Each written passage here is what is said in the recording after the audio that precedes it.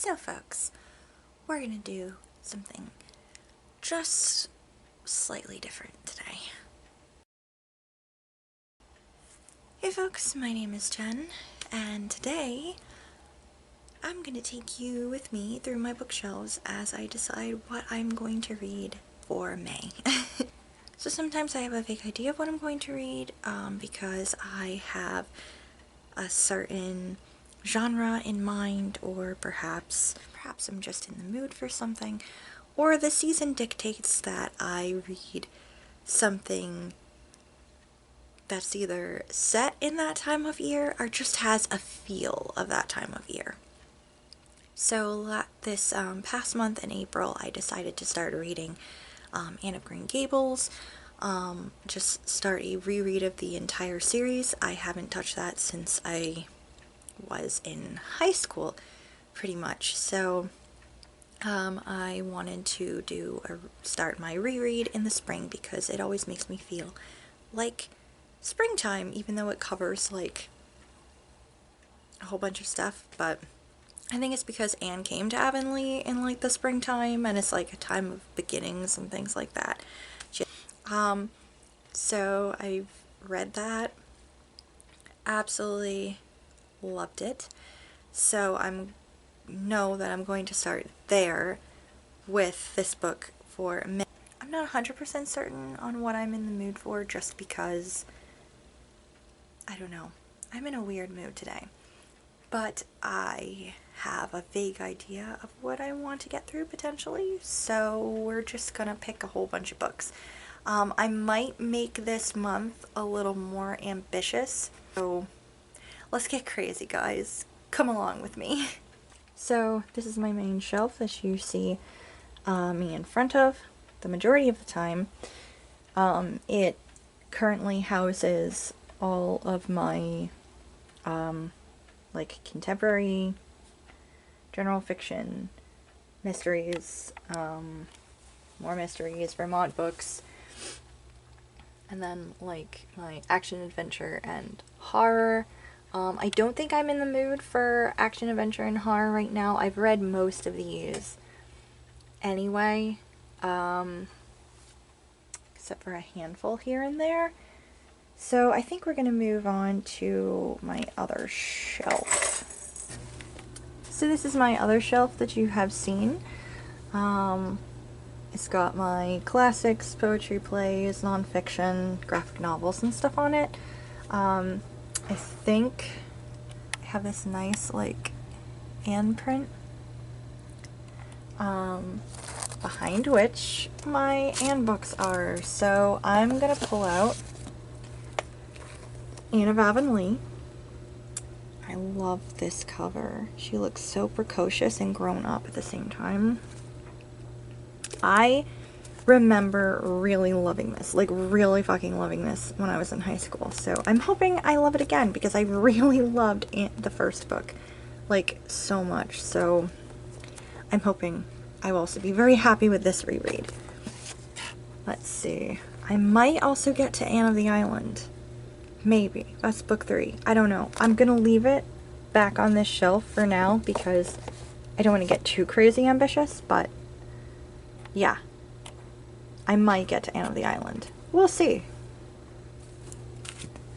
So I'm still kind of in the mood for, like, classics, but I don't want it too heavy of a classic. You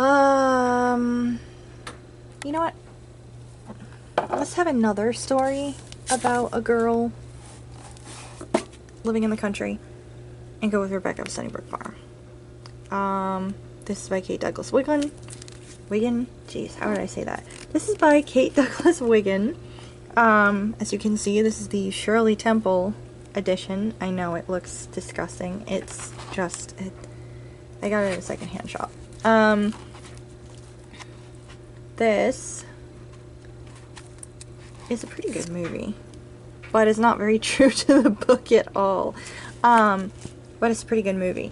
I have read the unabridged, I've read the abridged version, because I had a Great Illustrated Classics thing when I was a kid, and I read it a lot.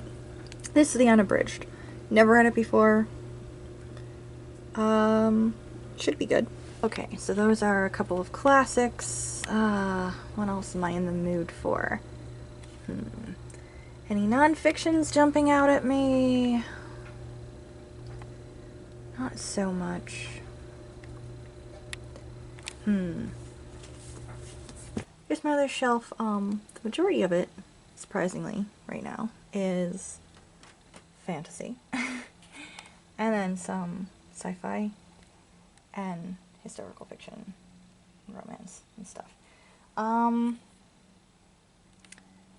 think it's been a couple of months, so I think, let's see, I've got a few series on here that I've been meaning to read. I still have to read more in this. I still have to read more in this. Heroes of Olympus and Darker Shade of Magic. Still have to read more of Discworld. Still haven't read Invisible Life of Addie LaRue. Should probably read part of this trilogy, but it's so thick and it's high fantasy, and I don't know if I'm in the mood for high fantasy right now. You know what? I think I'm gonna go with The Mark of Athena. Because I read The Son of Neptune in like November or December, and I still haven't picked up this, so you know what? We're gonna go with Mark of Athena. A little bit of a thick boy, we're gonna do it. And I'm going to say, because I've heard some things about this book, I'm gonna say I'm going to read Mark of Athena this month, but I will also leave a possibility of picking up House of Hades, maybe, depending on how the third book ends. So we'll see. So, don't mind the kitty cat in the window. I have a couple of books here by my nightstand. Well, actually, not just a couple. I have a lot of books by my nightstand that are all in varying degrees of read and unread.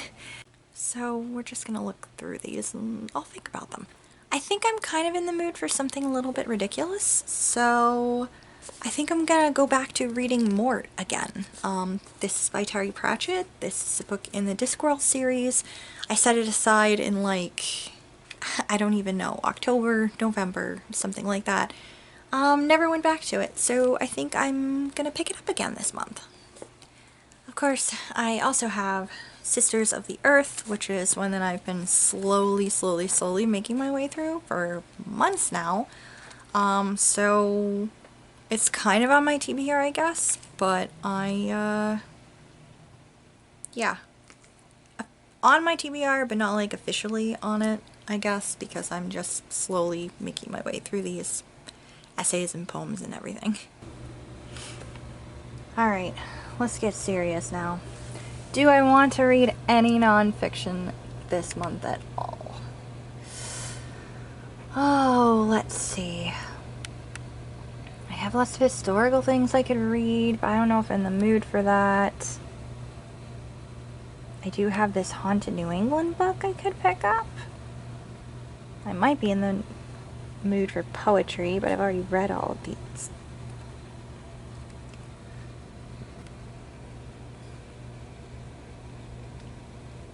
Oh, duh, I know. So I just realized I have not picked up Solutions and Their Problems yet. So, yeah, this is gonna happen. Okay, so, back to a normal-ish setup.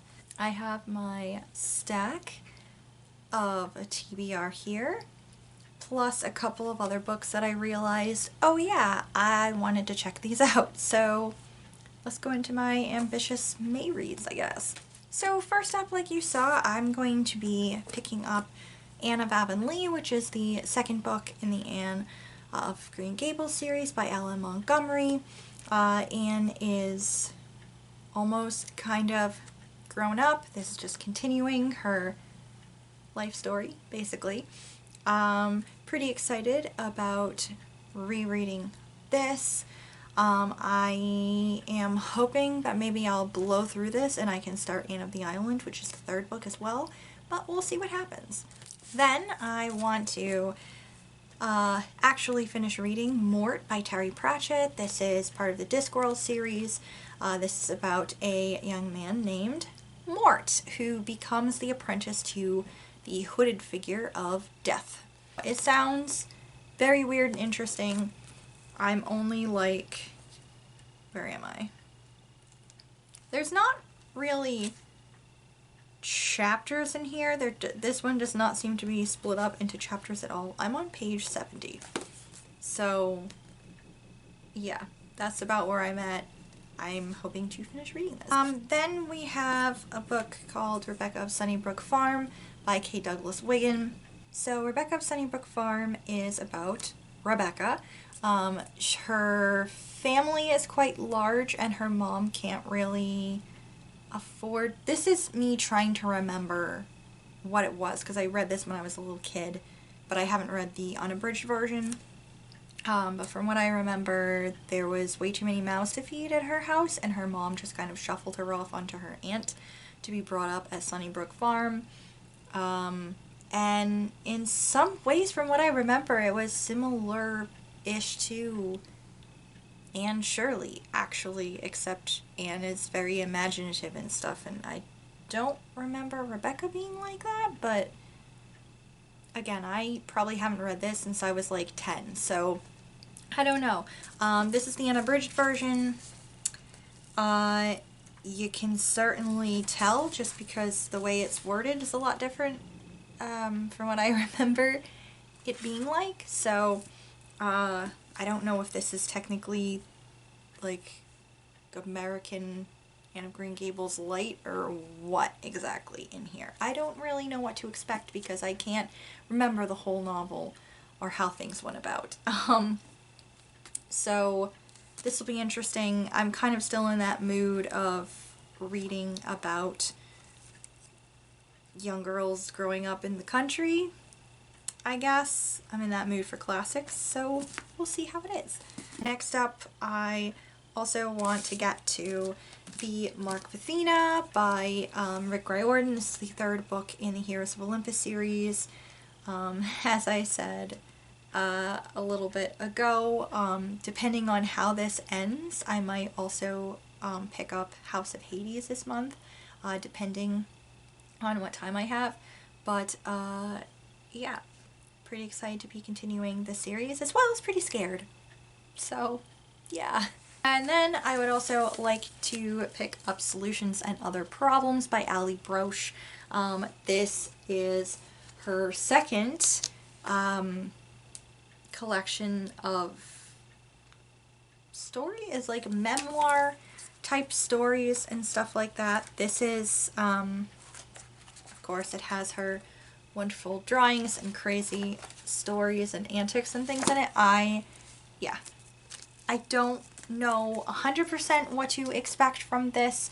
I know of some of the stories that are going to be in here because it was mentioned that they are in here, and I know that this probably deals a little bit more with her bouts of depression and whatnot, because I think this is, of course, taking place after she left her, I guess it's a blog, technically, Hyperbole and a Half. She left it for a little while, so I think this contains like that selection, and then also talks more about crazy shit from her childhood, as always. So excited to be getting into this as well. And then, as I was going through all my bookshelves, I realized that I had 3 books that I had gotten back in January or February that I wanted to give a try to, and I just haven't yet.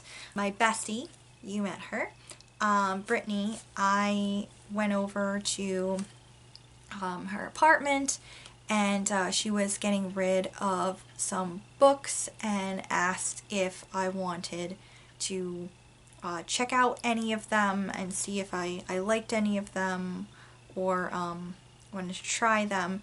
And I thought, why the hell not? So I have a couple that I don't know if they're going to be like actual, like enjoyable reads, or if I'm just going to cackle my way through them because they sound kind of ridiculous. The first of which is called Kiss Me, Kill Me, and this is by Lauren Henderson.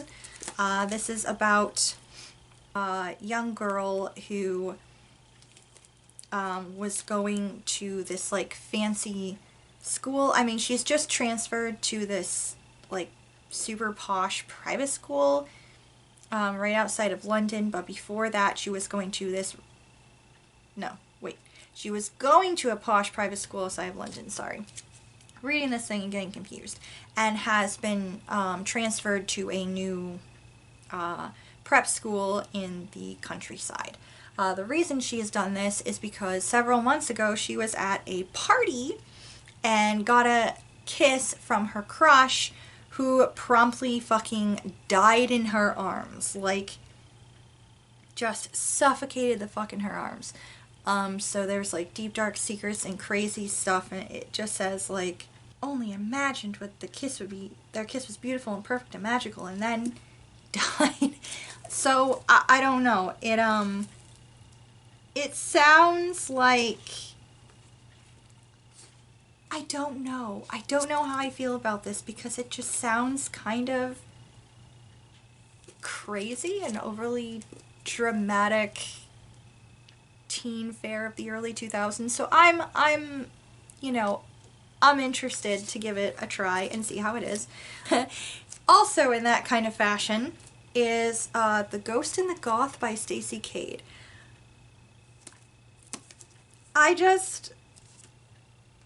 Okay, for this I have to read the inside thing to you because let's call it a dramatic reading, because I read this and I was like, okay, I have to read this because I have to know. I just have to know. This sounds like this would have been made into a movie starring like Amanda Bynes or something. That's just what it sounds. So here we're gonna go with this. Panettiere. Amanda Bynes or Hayden Panettiere. It would be one of them. Anyway, so The Ghost. It's not my fault that I was born with it all. Good looks, silky blonde hair, and a keen sense of what everyone else should not be wearing. My life isn't perfect though, especially since I died. Run over by a bus of band geeks? Could there be a worse fate? As it turns out, yes. I'm starting to disappear, flickering in and out of existence. To top it all off, the only person who can see or hear me is Will Killian. Will Killian? Okay. Total loser boy, and he refuses to help. I need to get control of my afterlife, and fast, before I'm dead and gone for good. If I can get Will to talk to me, I might have a chance. But that means trusting him with my secrets, and I don't trust anyone, living or dead. Then we have The Goth. My mom thinks I'm crazy. My shrink wants to lock me up. Basically, my life sucks. And that was before the homecoming queen started haunting me. Alona Dare. Will Killian and Alona Dare. I really hope this is a parody. Like, this has to be satire, right? Alona Dare was a pain when she was alive. Dead, she's even worse. Yeah, I can see and hear and touch ghosts. With just a few weeks of school left, all I want to do is graduate and get out of here, find some place with less spiritual interference. But with a dead cheerleader who won't leave me alone, and a violent new ghost who wants me dead, I'm screwed. Alona and I might be able to help each other, if we can stop hating each other long enough to try. Yeah, right. And I'm not meaning to, like, sound mean like I'm making fun of this, but I can't, dude. Like, Will Killian and Alona Dare. If any of you have, like, read this, please let me know. Is this satire? Because it feels like satire, and I really hope it's satire, because I cannot imagine that this is just, I don't know. Either way, I'm in for a great time, because it's either going to be really fucking good, or it's going to be fucking hysterical. And then the last book I got from her box of rejects, I guess, was one that actually sounds kind of promising, and it's Godmother, The Secret Cinderella Story by Carolyn Turgeon. This is about a fairy godmother. Well, the thing is that she was the fairy godmother responsible for getting Cinderella to the ball to unite with Prince Charming, but something apparently went terribly fucking wrong because she fell in love with the prince and went in disguise as Cinderella to the ball, and because of this grievous mistake she has been banished to the real world, where, or basically, I don't know if it's like the real world or if it's like, oh, it is the real world because it's Manhattan. Yeah, she's banished to the real world and sees a chance to right her mistakes in trying to help this girl with her life's ambitions or falling in love or something like that. I don't know. It sounds like it has potential to be really great and really funny, so excited. So yeah, these are all of the books that I am hoping to get to in May. I know it's a little more ambitious than my last couple of reading lists. Well, actually maybe not March's because I had a lot for the readathons I wanted to do. But it's a little more ambitious than last month's. I'm hoping that I will be able to get through all of them, or at least get through a good chunk of them. And I'm pretty happy with my selections for this month. Thank you so much for watching and for listening to me ramble and talk to myself and also kind of to you while I was going around looking at stuff and deciding on what to get. If you like that aspect or you want to hear more about my thought process when it comes to choosing books every month, let me know down below. As always, please check out the helpful links down below. I hope to have my April wrap-up up to you fairly soon, maybe. I will warn you, it might be a bit of a long one because I have to gush about some books and I'm probably going to be gushing for a while. But I hope you enjoy that as well. I hope you have a wonderful reading month and a wonderful month in general. I will see you next time, guys.